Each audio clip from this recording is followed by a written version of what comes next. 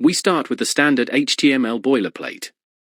We include Tailwind CSS via CDN, which allows us to style the application layout and components quickly using utility classes.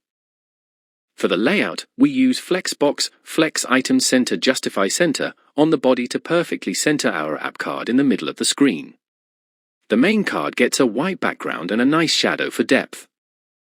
This is the input section. We use a flex container to make the input field and the add button sit seamlessly side by side.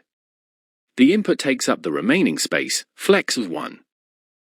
We define the structure for our data using a standard HTML table.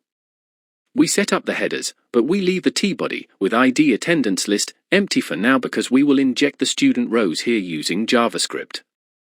At the bottom, we have a simple footer area to display the calculated statistics. We give the paragraph an ID of summary so we can easily update the text later. Now for the logic.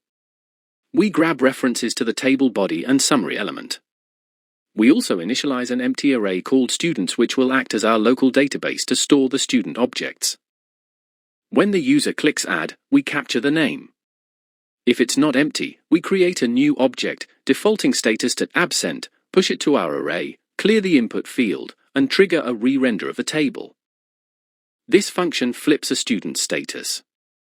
We access the specific student in the array using their index and swap presence to absent or vice versa, then update the UI. The renderList function is the engine of the app. It clears the current table, loops through the student's array to generate new table rows dynamically, counts how many are present, and finally updates the summary text at the bottom.